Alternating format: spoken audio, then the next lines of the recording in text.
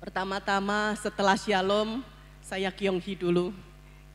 Gongsi Pak Jai untuk semua yang merayakan Happy Valentine karena kita telah merayakan Hari Kasih Sayang 14 Februari kemarin dan selamat karena Anda telah mengikuti pesta demokrasi, betul?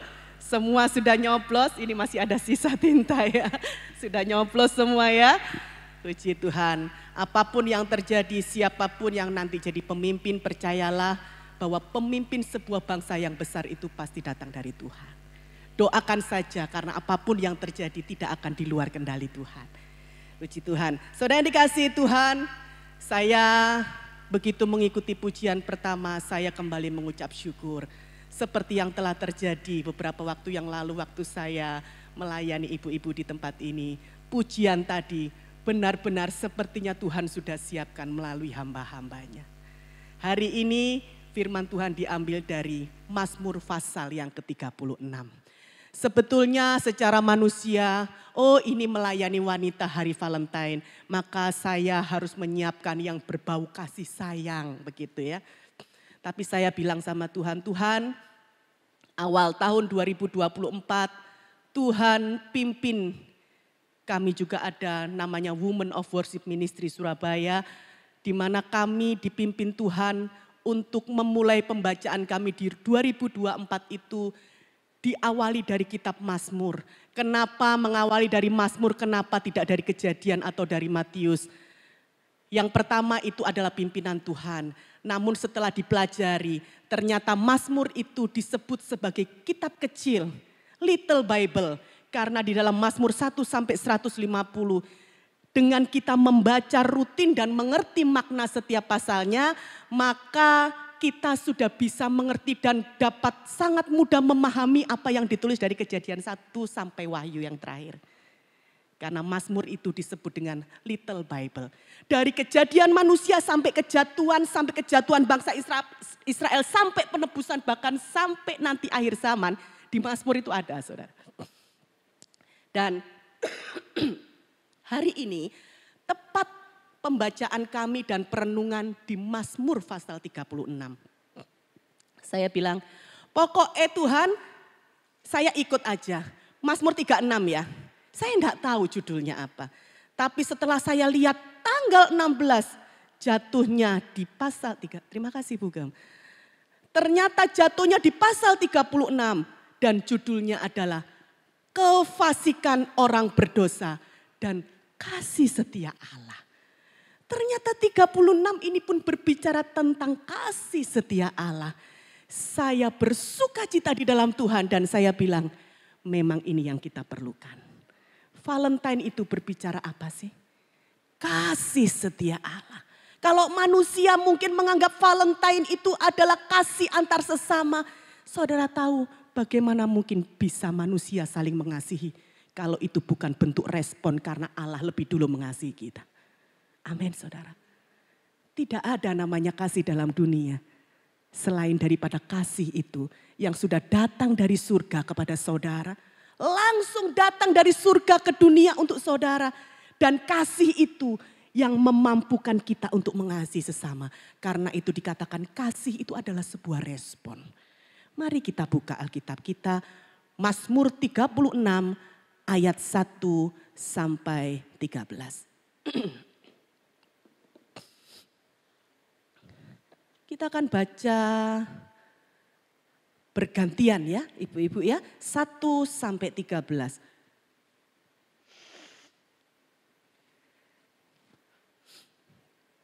Kefasikan orang berdosa dan kasih setia Allah. Untuk pemimpin biduan dari hamba Tuhan dari Daud.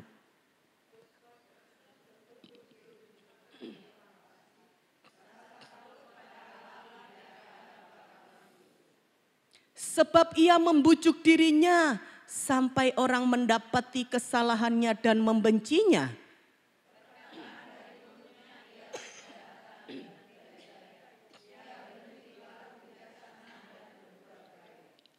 Kejahatan dirancangkannya di tempat tidurnya. Ia menempatkan dirinya di jalan yang tidak baik. Apa yang jahat tidak ditolaknya.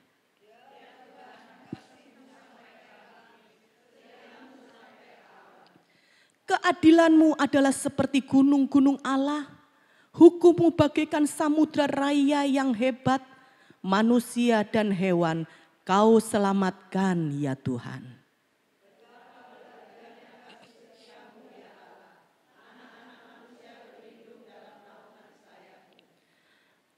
Mereka mengenyangkan dirinya dengan lemak di rumahmu, engkau memberi mereka minum dari sungai kesenanganmu.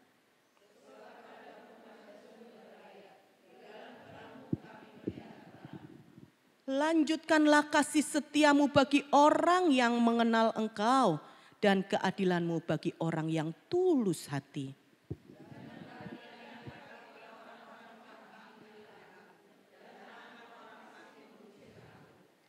Lihat, orang-orang yang melakukan kejahatan itu jatuh, mereka dibanting dan tidak dapat bangun lagi. Amin. Saudara, Mazmur 36 ayat 1 sampai 13 ini memang adalah kalimat-kalimat puisi yang sulit untuk diterjemahkan. Sulit untuk dipahami. Dan dalam pemaparan Mazmur 36 ayat 1 sampai 13 ini kita melihat sebuah struktur antitesis yang sangat menonjol. Sangat menonjol sekali dan saling bertentangan. Kalau kita lihat ayat 1 sampai 5 dan ayat 6 sampai 13, di sana ada pemisahan. Ayat 1 sampai 5 berbicara tentang orang fasik, sedangkan ayat 6 sampai 13 berbicara tentang kasih setia Allah. Sebetulnya kalau mau bicara versus, VS, kebaikan kejahatan gitu ya. Kalau orang fasik harusnya VS-nya orang benar, saudara. Tapi di sini orang fasik di-VS-kan, diversuskan dengan kasih setia Allah. Ada beberapa penafsir teolog berkata sepertinya ini dua kitab yang berbeda. Tetapi sebetulnya tidak. Daud menuliskan ini karena dia mau menyampaikan sesuatu kepada kita. Siapakah itu orang fasik dan seperti apakah kasih setia Tuhan. Di dalam ayat yang kedua, orang fasik ini digambarkan dalam kalimat yang sulit diterjemahkan dengan kata sederhana. Bahkan dalam bahasa aslinya setelah diterjemahkan dalam bahasa Indonesia masih sulit dipahami. Karena kalimatnya berkata, dosa bertutur di lubuk hati orang fasik. Maksudnya apa gitu ya? Sampai bahasa Indonesia pun sulit untuk menerjemahkan apa yang dimaksudkan oleh Daud. Tetapi dalam kalimat bahasa sehari-hari yang dimaksud adalah kesenangannya orang fasik itu melakukan dosa, saudara. Simple sebetulnya dalam bahasa sehari-hari. Lalu mungkin kita akan berkata, dari tadi ngomongin orang fasik, sebetulnya siapa sih orang fasik itu? Kenapa sampai orang fasik versusnya kasih setia Allah? Kenapa orang fasik dibandingkannya kok dengan Allah? Nggak make sense, nggak nyambung. Tapi ternyata saudara, siapa sih orang fasik itu? Orang fasik adalah orang berdosa yang tidak mau mengakui keberdosaannya. Orang fasik ini tahu akan keberadaan Tuhan.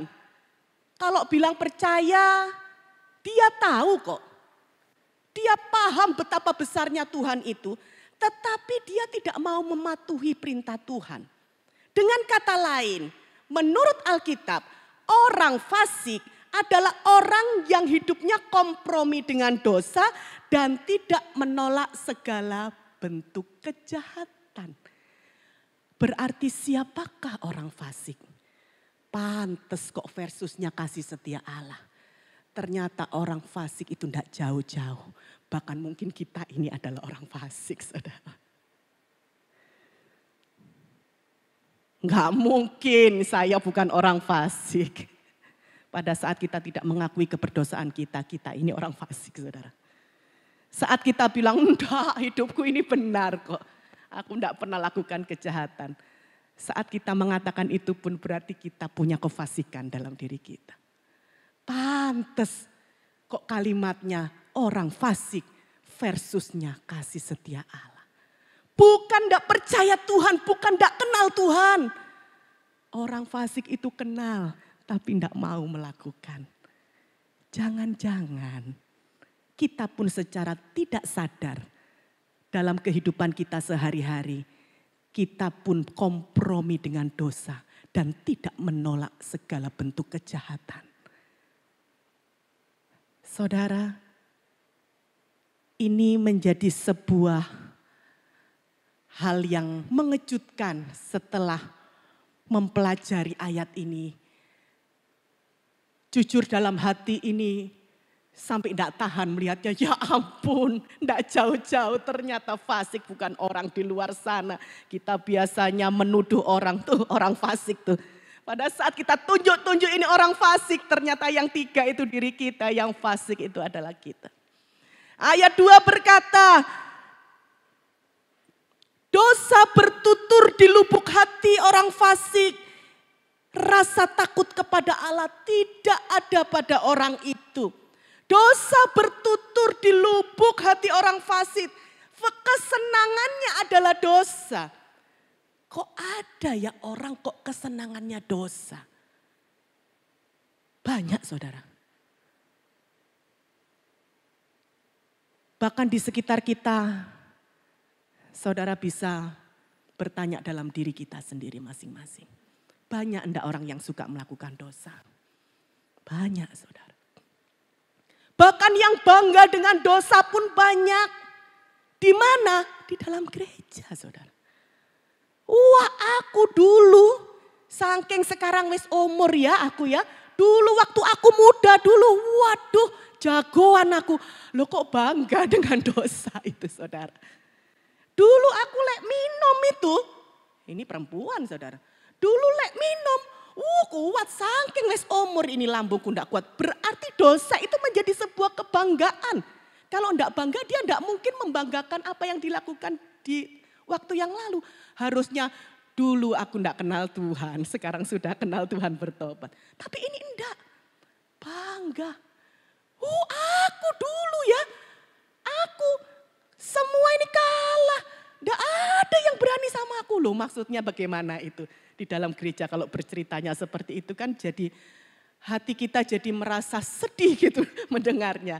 Dipikir bagus saudara.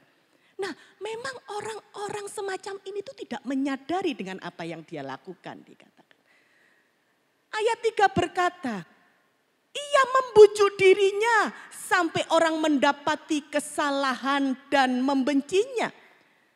Orang-orang yang melakukan kejahatan, yang suka kompromi dengan dosa, sebetulnya yang namanya hati nurani itu tidak bisa memungkiri, tidak bisa bohong.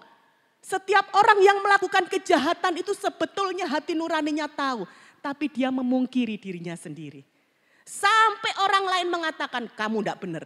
Baru dia akan merasa oh iya aku tidak benar. Tetapi dikatakan.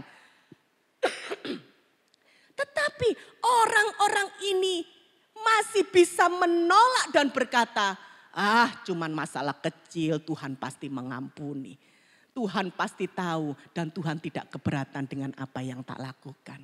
Ini hanya masalah dosa kecil. Artinya orang fasik itu bukan orang tidak kenal Tuhan. Artinya orang fasik itu bukan orang yang tidak percaya Tuhan. Percaya. Tapi dia memungkiri dirinya sendiri. Dia menganggap bahwa di hadapan Tuhan itu ada dosa kecil, ada dosa besar. Ada dosa besar. Dosa kecil, dosa besar saudara? Ada? Dosa ya dosa katanya ibu ya. Dosa ya dosa. Tetapi memang dasar orang fasik dikatakan. Dia memungkiri dirinya sendiri. Allah tidak keberatan, ini cuma masalah hal sepele. Aku melakukan kejahatan demi kebaikan. Adakah demikian saudara? Aku lakukan hal tidak benar ini demi kebaikan bersama. Adakah seperti itu saudara di dalam Tuhan? Tapi dikatakan akan tiba saatnya para pendosa ini tidak dapat menipu dirinya sendiri, tidak dapat memungkiri dirinya sendiri. Pada saat sesamanya, teman dekatnya, orang yang ada di sampingnya berkata, kamu tidak benar. Dia baru akan menyadari itu, walaupun belum tentu dia berubah. Yang keempat berkata, perkataan dari mulutnya ialah kejahatan dan tipu daya. Ia berhenti berlaku bijaksana dan berhenti berbuat baik. Kejahatan dirancangkannya di tempat tidurnya. Ia menempatkan dirinya di jalan yang tidak baik. Dan apa yang jahat tidak ditolaknya. Kejahatan dirancangkan di tempat tidur. Mika pasal yang kedua ayat yang pertama berkata, celakalah orang yang merancang kedurjanaan dan merencanakan kejahatan di tempat tidurnya. Karena memang tempat tidur itu tempat yang orang lain tidak bisa obok-obok dalam hidup kita. Tempat tidur adalah tempat di mana kita punya kekuasaan tertinggi atas hidup kita. Jadi apapun yang kita lakukan tidak ada intervensi. Sehingga pada saat di tempat tidur kita merancangkan kejahatan, itulah kita yang sebenarnya. Saudara perhatikan kalau saudara pernah menemui, dulu orang itu baik loh. Kok sekarang jadi tidak baik ya? Saya mau katakan sama saudara, tidak ada orang baik, dulunya baik terus sekarang jahat. Yang ada saudara belum kenal. Sekarang ini baru kelihatan aslinya. Bahwa memang dia itu sebetulnya tidak benar dari dulu saudara. Jadi kalau saudara punya teman, punya saudara, punya rekanan, punya teman, punya kenalan. Saudara bilang dulu itu baik sekarang jahat, itu tidak ada. Kalau dulu jahat sekarang baik itu ada saudara. Tapi kalau dulunya baik sekarang jahat. Saking saudara itu belum tahu muka aslinya. Dia masih bertopeng di depan saudara. Tetapi waktu akan menunjukkan bahwa ya sebetulnya dia begitu. Jangan kaget, jangan sakit hati. Mohon maaf mungkin juga ada yang dulu, suamiku rasanya dulu ya. Waktu aku masih baru pacaran, baru kawin, tahun-tahun pertama, kedua, ketiga itu baik kok. Sifatnya enggak gitu kok. Kenapa tiba-tiba sekarang begitu? Sorry to say saya mau katakan sama saudara. Sebetulnya dia begitu, cuman masih ditutupi. Jadi jangan sakit hati, jangan kecewa. Dulu rasanya sayang sama aku, sekarang kok enggak sayang. Sebetulnya dulu itu pura-pura sayang. Gitu ya. Dulu itu cuma pura-pura, sebetulnya memang enggak sayang. Jadi jangan kecewa. Manusia semakin tahun kehilangan kasih. Karena memang dari awal enggak punya kasih, tidak mau merespon kasih Allah. Maka semakin hari kasih itu semakin hilang, semakin terkikis oleh zaman. Tetapi puji Tuhan, kasih di dunia boleh hilang, tapi kasih Allah itu tetap bersama kita. Tidak akan pernah kekurangan orang percaya akan kasih Allah. Boleh saudara tidak dikasih oleh dunia, boleh anakmu tidak mengasihi engkau, boleh mantumu kurang ajar sama engkau, boleh cucumu tidak hormat, boleh suamimu tidak mengasihi. Tetapi kalau kita punya Allah, kita tidak akan pernah kekurangan kasih. Karena kasih Allah itu dikatakan akan menyempurnakan kehidupan kita dan kita tidak akan kekurangan karenanya. Bahkan karena kasih yang begitu melimpah yang Tuhan beri dalam hidup kita, kita ini merespon dengan mengasihi sesama kita. Orang yang tidak mengasihi berarti dia tidak pernah merasakan kasih Allah. Sakno. Kasihan. Karena kasih adalah sebuah respon saudara. Saudara, ayat yang kelima berkata kejahatan dirancangkan di tempat tidurnya. Perbuatan jahat itu memang tidak baik. Tetapi pada saat kita merancangkan kejahatan di tempat tidur kita, kita adalah orang yang paling berbahaya. Orang yang paling jahat dari yang jahat gitu. Tidak ada dosa kecil, dosa besar, tapi ada kejahatan besar, kejahatan kecil itu. Karena Mika pun berkata bahwa perbuatan jahat memang tidak baik, tetapi lebih buruk lagi orang yang merancangkan. Makanya di undang-undang juga saudara, kalau ada orang membunuh, ternyata ada yang nyuruh ini lebih berat loh saudara. Yang merancangkan ini lebih berat loh saudara, daripada yang melakukan. Beberapa waktu yang lalu kita melihat ya, ada seorang anak yang ditenggelamkan oleh pacarnya ibunya gitu ya. Kita masih belum tahu hasilnya. Tetapi ada indikasi, ada rancangan, wah ini bahaya saudara. Ini contoh saja. Nanti saudara akan lihat bahwa yang merancangkan ini pasti akan mendapatkan hukuman yang lebih berat daripada yang melakukan. Bahkan Alkitab pun sebelum ada Indonesia Raya, belum ada undang-undang, Alkitab ini sudah ngomong. Lebih buruk lagi orang yang merancangkan. Saudara. Tempat tidur seharusnya adalah tempat kita untuk merenungkan kasih Allah. Apa yang sudah Tuhan lakukan dalam hidup kita. Dan tempat tidur itu mestinya tempat kita untuk merenungkan firman Tuhan. Pada saat kita di tempat tidur kita tidak melakukan itu. Tapi malah merancangkan kejahatan untuk sesama kita. Kita betul-betul fasik dari yang fasik saudara. Saudara, beberapa penafsir juga menafsirkan bahwa ayat 1-5 ini sebetulnya Daud bercerita tentang seorang hamba Tuhan yang diurapi yang namanya Saul. Jadi Daud ini sedang bercerita tentang Saul yang dulunya diurapi Tuhan tapi kehilangan takut akan Tuhan.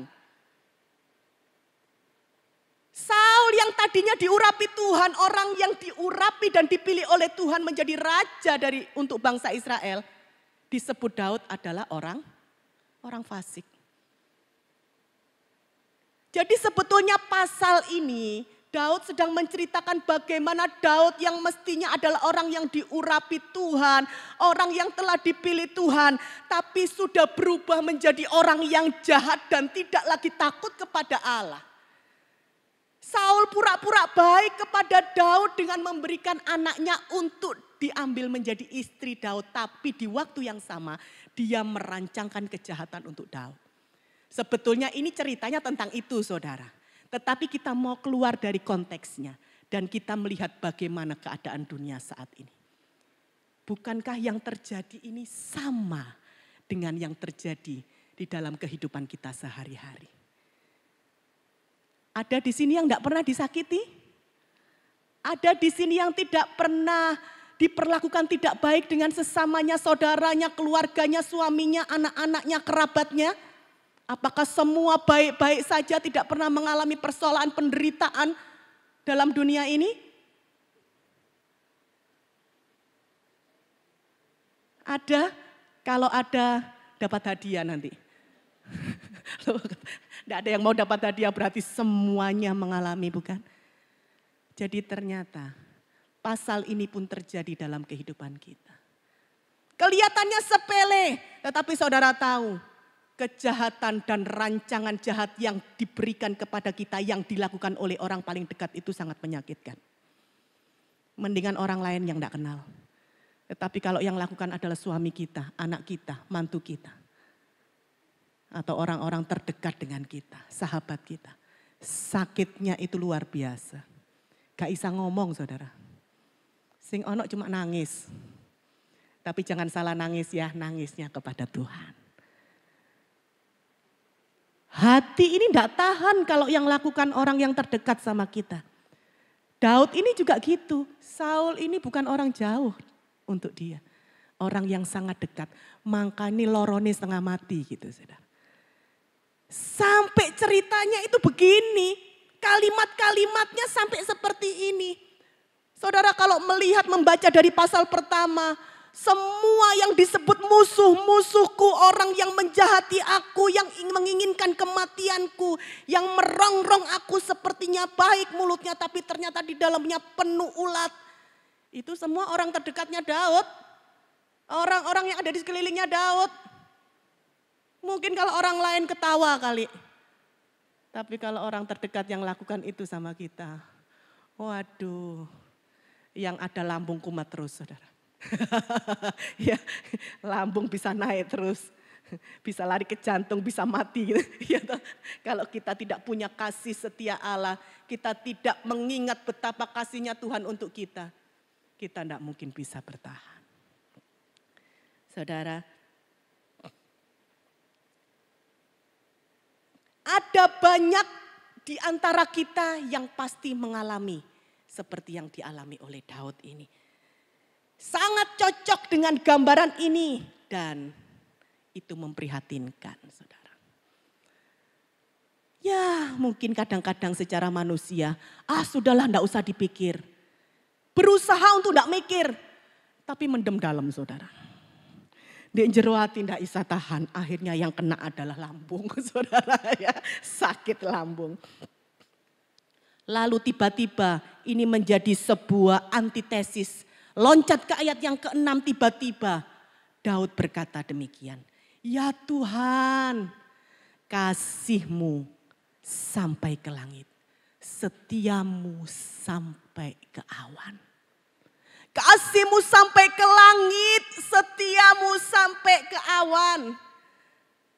Setelah Daud berkeluh kesah kepada Tuhan atas kelakuan orang-orang yang begitu jahat dalam dirinya. Daud tidak mau menghabiskan waktunya hanya untuk merenungi dan meratapi perlakuan orang-orang yang jahat kepadanya. Tiba-tiba Daud sadar. Dan segera dia berbalik arah dan mengarahkan pandangannya kepada Tuhan. Dan dia merasakan sebuah rasa lega ketika melihat kebaikan Tuhan. Pribadi yang begitu menyenangkan. Dan Daud berkata, kasih Tuhan itu mampu menyeimbangkan semua kegalauan yang dia rasakan dalam dirinya. Ibu-ibu yang dikasihi Tuhan. Pada saat kita mengalami banyak masalah, persoalan, pergumulan, penderitaan dalam hidup kita. Semua masalah itu sangat berpotensi untuk mematahkan semangat kita. Semua masalah dan persoalan itu sangat berpotensi menghancurkan hati kita. Melukai hati kita. Menghancurkan kekuatan kita. Tapi kalau kita terus fokus pada masalah kita, yang ada kita akan hancur berkeping-keping dan kita akan mati. Kalau hari ini engkau mengalami masalah, persoalan, pergumulan dalam hidupmu. Semakin engkau memfokuskan diri pada masalah itu, yang ada engkau semakin sakit hati. Semakin hancur, semakin patah semangat kita. Bangun tidur bingung mau ngapain, males aras-arasan. Mau kerja juga gaya opo aku kerja. Betul saudara? Kalau saudara mengalami masalah, yang ada males. Rasa tidak bergairah hidup kita, betul? Tetapi Daud mengajarkan kita, pada saat masalah persoalan itu datang, kita arahkan pandangan kita kepada Tuhan. Saya ini meneteskan air mata bukan karena saya mengalami. Pengalaman pasti ada. Tetapi saya melihat betapa besar kasih setia Tuhan itu yang terjadi. Dan saya melihat bagaimana Tuhan itu bekerja luar biasa kepada anak-anaknya yang tulus hatinya. Karena itu,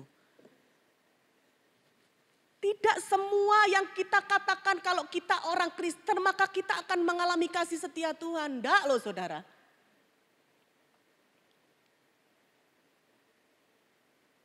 Jangan saudara pikir, aku pasti akan mengalami kasih setia Allah. Lihat-lihat. Kalau saudara tidak memiliki hati yang tulus, saudara tidak akan mengalami itu. Karena kasih setia Allah itu hanya akan dialami oleh orang-orang yang tulus hatinya dan yang mengasihi Allah. Kalau engkau tidak mengasihi Allah, engkau pun tidak akan mengalami. Masalahmu akan terus menggerogoti hidupmu dan engkau pasti akan terus berkubang dalam masalahmu. Karena kasih setia Allah itu akan mengubah masalahmu sekalipun, Mazmur sebelumnya katakan, sekalipun kita ini tidak tahu kapan masalah ini berhenti dan kapan orang-orang itu berhenti untuk menyakiti kita. Kita tidak tahu kapan. Tetapi kasih setia Allah itu menyertai hidup kita. Sehingga walaupun itu tidak tahu kapan selesainya, kapan itu berhenti masalah itu. Tetapi damai sejahtera Allah itu memenuhi hidup kita. Itulah kekuatan yang sesungguhnya bagi orang yang mengalami kasih setia Tuhan. Tetapi kalau kita tidak mengasihi Tuhan, kita tidak hidup di dalam Dia, itu tidak akan kita alami dalam hidup kita. Sekalipun saudara ke gereja, saudara bernyanyi, saudara menari, saudara berteriak. Saudara bilang saudara percaya kepada Tuhan tapi hatimu tidak melekat. Hatimu tidak tulus, motivasi dalam dirimu tidak benar di hadapan Tuhan. Engkau pun tidak akan mengalami saudara. Makanya saudara mungkin berpikir kenapa tidak semua orang Kristen mengalami? Ya karena Tuhan itu melihat hatimu. Hatimu benar, itulah yang akan mengalami kasih Tuhan.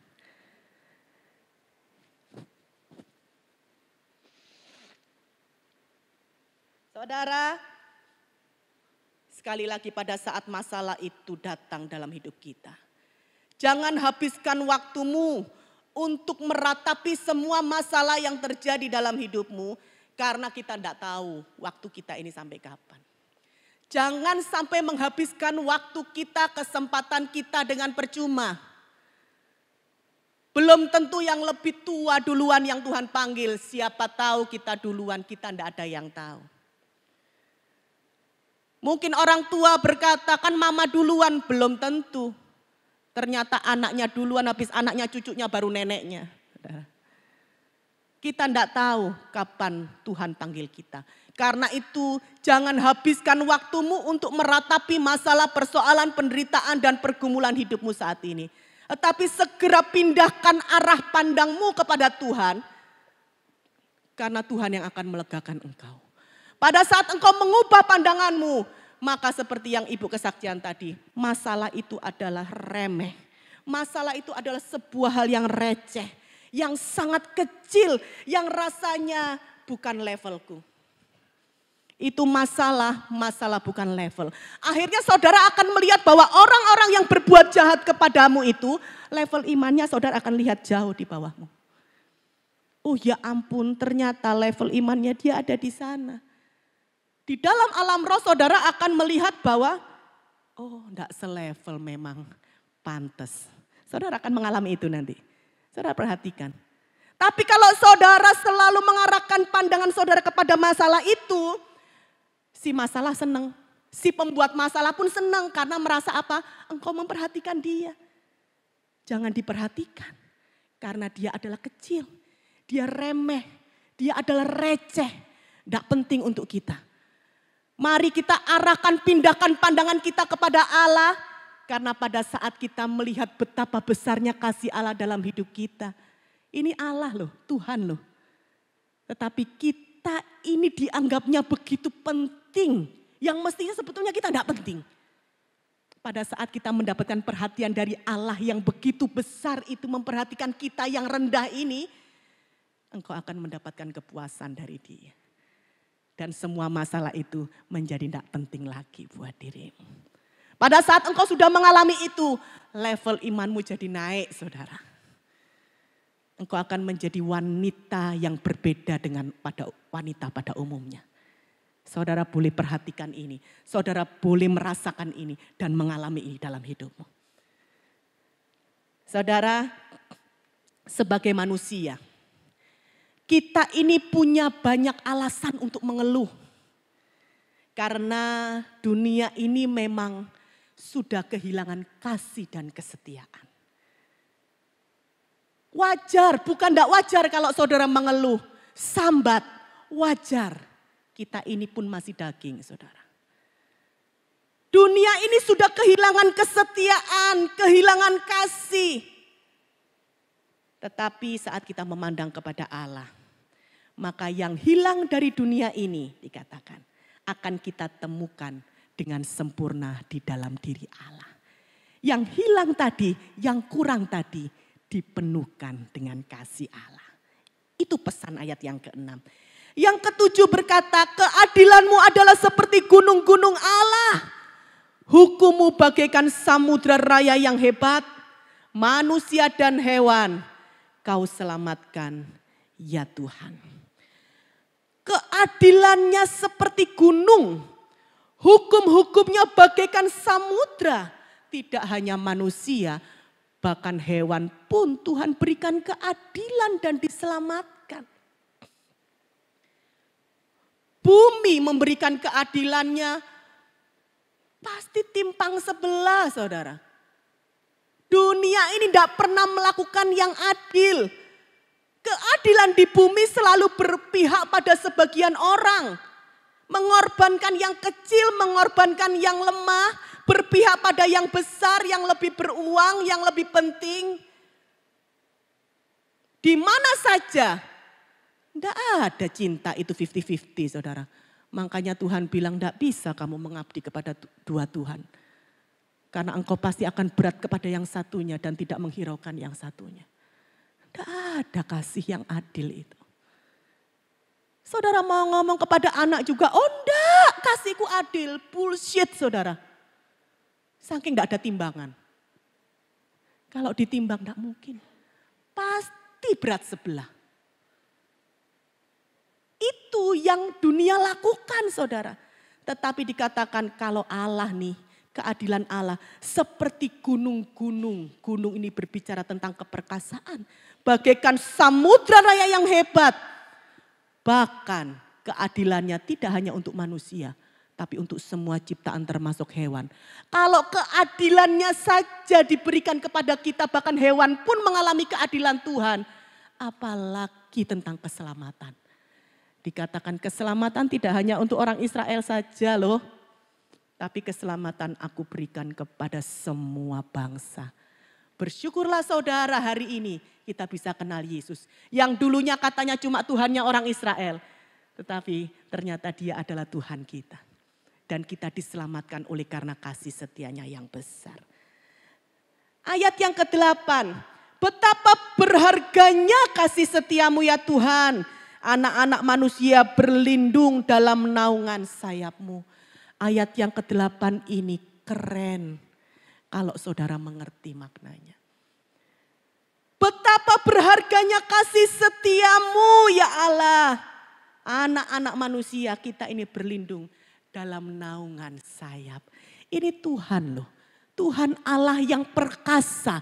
Yang biasa kita kenal dengan sosok yang maskulin. Tuhan itu laki atau perempuan saudara? Kita panggilnya Bapak loh. Laki atau perempuan?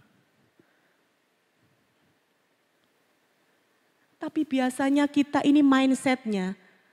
Bapak Allah kita itu maskulin ya. Saya tidak bilang laki perempuan. Maskulin sosoknya itu. Tuhan tidak bergender. Allah roh. Tetapi sosok yang dikenalkan kepada anak-anak manusia dia adalah Bapak. Bapak itu maskulin.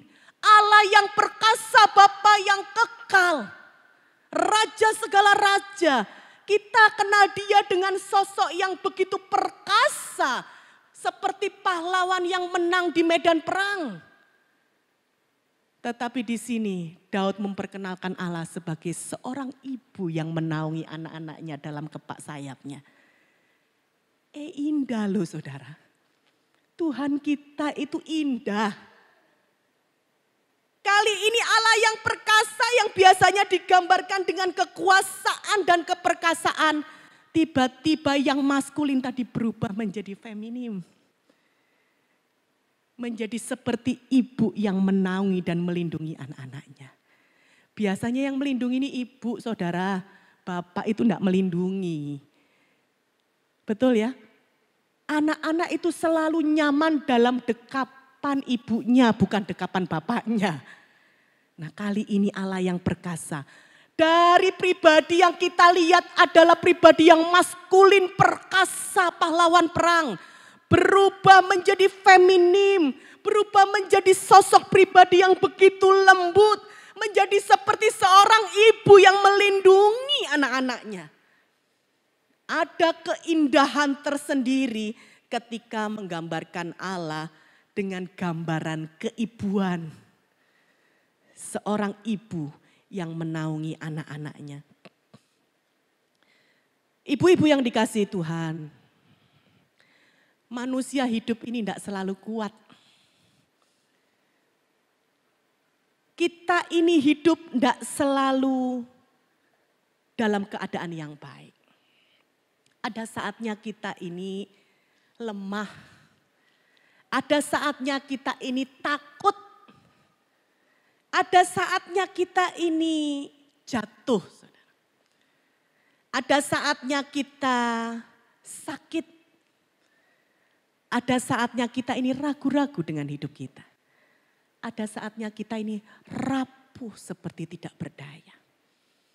Dan banyak kali wanita itu sebentar-sebentar rentan. Sekuat apapun kita wanita. Ada yang selalu kuat dalam hidupnya. Ada yang tidak pernah lemah dalam hidupnya. Apalagi wanita dikatakan. Kita ini ada saatnya lemah, jatuh, takut, sakit, ragu-ragu. Ada saatnya kita rapuh, ada saatnya kita rentan.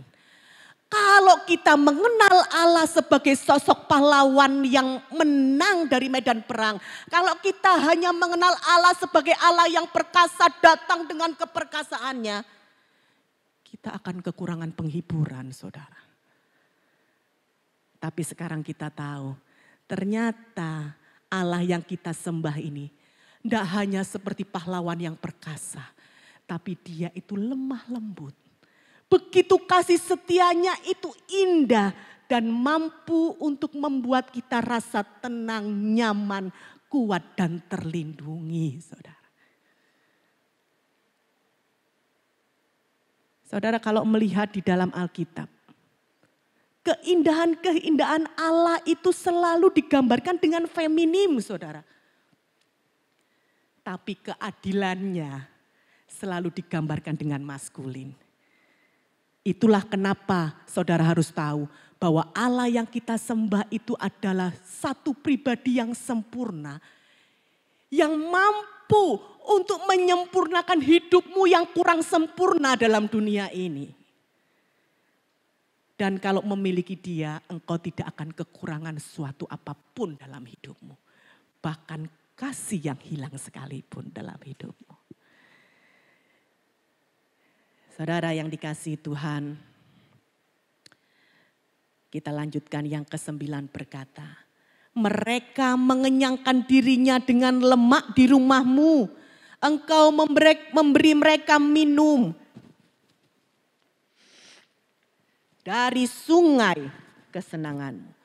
Saudara, hidup itu tidak hanya berbicara tentang kita bekerja atau kita harus berjuang atau kita harus mencari nafkah.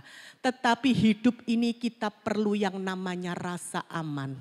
Kita perlu hidup itu ada perlindungan dan kita hidup ini perlu dicukupkan makan minum kita secara jasmani, betul? Buat apa kita bekerja keras, buat apa kita berjuang tetapi kita tidak merasakan rasa aman. Kita tidak merasakan sebuah perlindungan dan kita tetap saja kekurangan. Alkitab katakan manusia hidup perlu yang namanya perlindungan, rasa aman dan dicukupkan secara jasmani yaitu makanan dan minuman.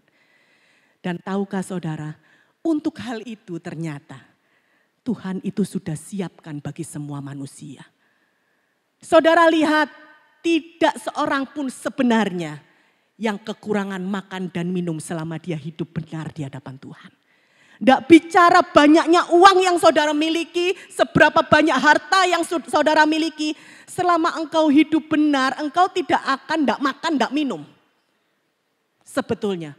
Tapi kenapa sampai ada orang yang tidak bisa makan dan minum? Berarti Alkitab tidak benar. Bukan Alkitab yang tidak benar, tapi orangnya yang tidak benar, saudara. Saya melihat bagaimana semiskin apapun orang itu tidak pernah tidak makan. Selama dia benar. Hidup benar. Normal, wajarlah hidup itu.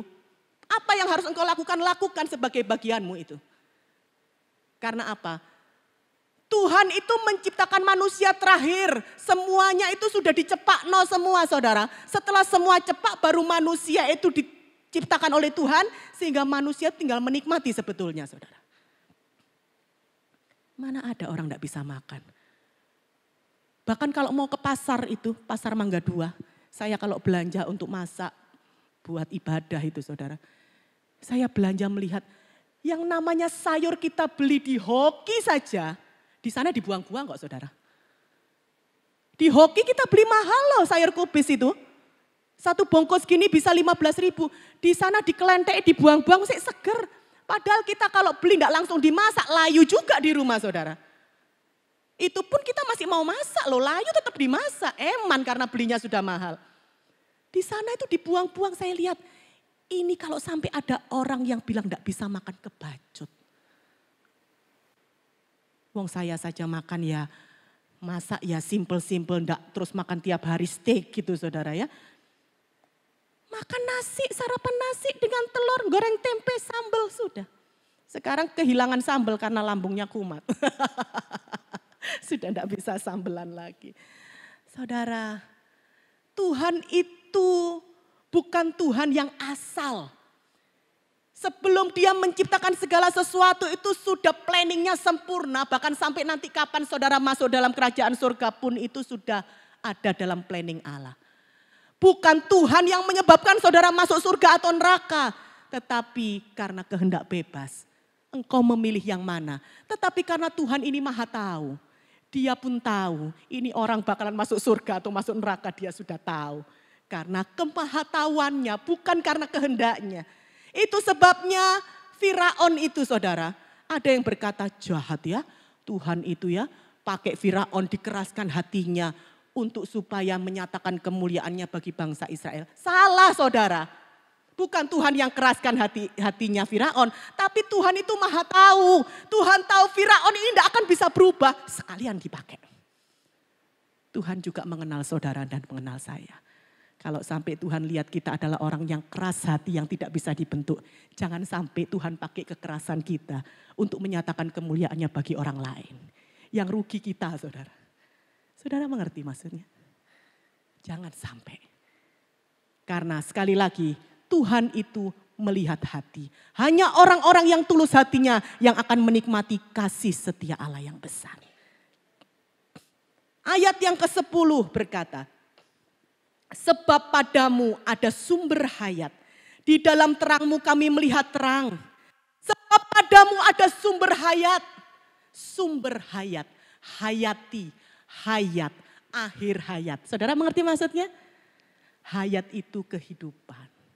Tuhan itu sumber kehidupan. Dia terang dari terang. Yesus itu terang. Dia terang dari terang itu sendiri. Dia Tuhan dari Tuhan. Di dalam Yesus kita melihat terang. Dan di dalam terang itu ada kehidupan. Makanya orang Israel kalau bicara tentang terang. Mereka taunya terang adalah kehidupan. Karena dunia pun tanpa terang tidak ada kehidupan. Terang berbicara tentang kehidupan manusia. Dan ayat yang ke-11 berkata, lanjutkan kasih setiamu bagi orang yang mengenal engkau. Dan keadilanmu bagi orang yang tulus hati. Kebaikan, kasih setia Allah akan selalu terulur bagi orang yang tulus hati dan hidup di dalam Dia. Selalu terulur, selalu dinikmati oleh orang yang tulus hati dan tinggal hidup di dalam Tuhan. Dan ayat yang ke-12 berkata, janganlah kiranya kaki orang-orang congkak menginjak aku dan tangan orang fasik mengusir aku. Saudara, ayat 12 ini berbicara tentang sebuah pengharapan bahwa orang-orang yang tinggal di dalam Tuhan yang hatinya tulus akan hidup di dalam terang dan akan selalu mendapatkan pembelaan Tuhan. Sekalipun kita tidak tahu kapan orang itu berhenti menyakiti kita, kapan masalah, penderitaan, pergumulan kita ini akan berhenti, sampai kapan Tuhan kok tidak selesai-selesai. Kita pun tidak tahu, Tuhan pun belum berkata kapan, tetapi dalam menjalani prosesnya itu Tuhan membela kita kita dikatakan. Dia tidak tinggalkan kita. Dia selalu mendampingi kita. Dan ayat 13 berkata, janganlah kiranya kaki orang-orang congkak menginjak aku dan tangan orang fasik mengusir aku. Saudara, ini adalah sebuah pengharapan di dalam Tuhan. Lihat, orang-orang yang melakukan kejahatan itu jatuh. Mereka dibanting dan tidak bangun lagi. Orang yang melakukan kejahatan itu pasti jatuh, saudara. Mereka akan dibanting, tidak akan bangun lagi. Kapan hal itu terjadi, Tuhan? Kok rasane aku sampai kate mati orang itu tetap jahat? Kita tidak tahu, saudara. Ini hanya sebuah kepercayaan yang kuat kepada Tuhan. Bahwa orang yang melakukan kejahatan dipastikan akan jatuh. Mereka akan dibanting dan tidak akan bangun lagi. Kapan hal itu terjadi kita tidak tahu. Tapi yang pasti hal itu pasti terjadi. Ataukah di bumi ini atau nanti. Ini berbicara tentang sebuah pengharapan. Jadi kalau saudara mengalami masalah tidak kunjung selesai. Bahkan sampai orang itu mati dia tetap melakukan kejahatan kepadamu. Atau bahkan jangan-jangan mungkin kita mati duluan dia tetap berlaku jahat. Memang kita tidak tahu kok kapan itu selesai. Tetapi yang pasti jaga hatimu tetap tulus. Tinggallah hidup di dalam dia. Maka dia pasti akan memenuhi engkau dengan kasih setianya yang besar. Apa yang dapat kita simpulkan dari Mazmur 36? Saya minta tolong dengan hormat Ibu bisa memainkan elektronnya. Apa kesimpulan yang dapat kita simpulkan dari pasal 36 ini untuk pesan bagi wanita woman Rehoboth Women Ministry di tempat ini? Bahwa percaya kepada Tuhan, hidup di dalam Dia, tulus hati, mengenal Dia, bukan berarti kita tidak lagi melihat ketidakadilan dalam hidup kita. Sekalipun kita ini sudah hidup benar di hadapan Tuhan, sekalipun kita ini sudah tinggal di dalam Dia, kita sudah menjaga hati kita tetap tulus kepada Tuhan, tetapi bukan berarti lalu kita ini kebal dari yang namanya ketidakadilan dalam kehidupan ini. Jangan saudara pernah berpikir, aku kan sudah hidup benar, aku sudah melayani Tuhan, aku sudah memberikan persepuluhanku dalam rumah Tuhan, aku sudah lakukan apa yang Tuhan mau dalam hidupku.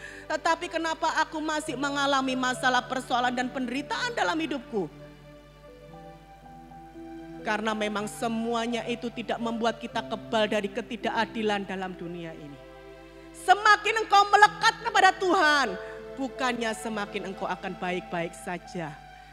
Justru engkau akan mengalami banyak perkara yang dahsyat yang mungkin akan meremukkan tulangmu. Tetapi engkau tahu, semuanya itu diizinkan Tuhan. Sebetulnya bukan tanpa tujuan apapun. Tetapi Tuhan ini sedang melatihmu. Tuhan sedang membawa engkau menaiki roller coaster. Saya pada saat minggu lalu saya baru pulang berobat dari Malaysia. Saya bilang, kok seperti naik roller coaster? Enggak apa-apa, jangan khawatir. Firman hari ini mengingatkan kepada saudara.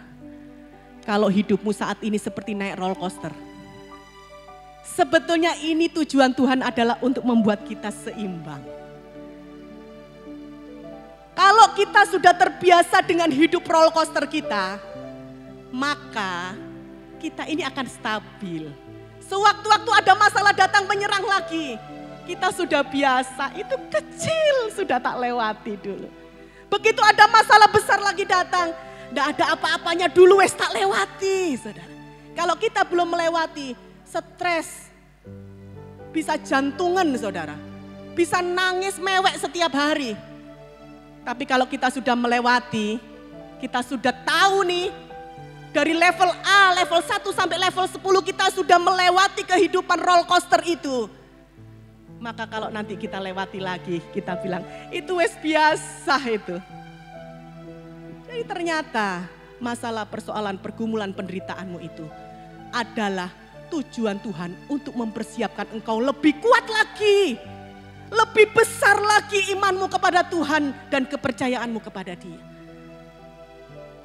Hari ini ingat ya, saudara, semakin indah di hadapan Tuhan, semakin hatimu tulus di hadapan Tuhan, semakin hidupmu melekat kepada Tuhan. Engkau bukan berarti harus baik-baik saja dalam hidup. Tetapi yang pasti kasih setia Tuhan itu menyertai engkau. Engkau tidak akan pernah kehilangan kasih itu. Bahkan kasih itu senantiasa memenuhi hidupmu sampai engkau akan bersinar. Tuhan akan menerbitkan kebenaranmu seperti terang dan memunculkan hakmu seperti siang. Orang lain akan melihat Kristus hidup dalam hidup kita. Itulah sesungguhnya hidup yang sejati yang Tuhan mau sebelum kita pulang ke rumah Bapa.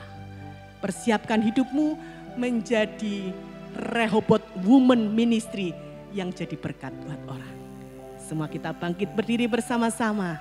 Nikmatilah kasih setia Tuhan itu. Tetaplah hidup di dalam Dia. Tetaplah hidup sungguh-sungguh dan tulus hatimu. Karena upayamu untuk terus hidup dalam kebenaran tidaklah sia-sia. Sebab kasih setia Tuhan senantiasa menyertai orang benar. Mazmur katakan, kemalangan orang benar itu banyak. Tapi Tuhan meluputkan engkau dari semuanya itu. Mari datang kepada Tuhan, kita katakan, terima kasih karena kasih itu masih ada dalam hidupku.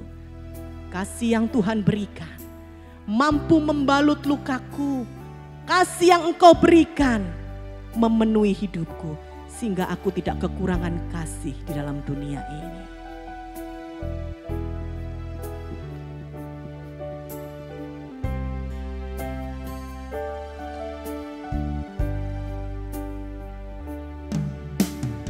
Hanya yang pernah merasakannya tahu duri dalam dagingku. Ternyata kaulah yang paling mengerti rahasia hatiku. Walau seakan tiada harapan, kasih yang telah menjadi dingin. Ku suka caramu untuk memulihkan hatiku yang suam saat yang lainnya begitu mudah silam. Kasih-Mu ya Tuhan tetap bertahan. Engkaulah alasan hatiku percaya kasih masih ada dalam dunia.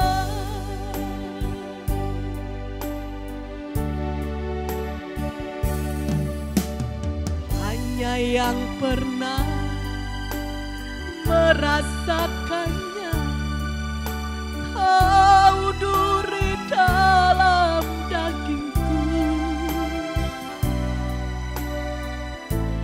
Ternyata kaulah yang paling mengerti rahasia hatiku. Walau seakan tiada harapan, kasih yang telah menjadi dingin. Terima kasih Tuhan, ku suka caramu untuk memulihkan hatiku yang suam saat yang lainnya begitu mudah silam. Kasih-Mu ya Tuhan tetap bertahan.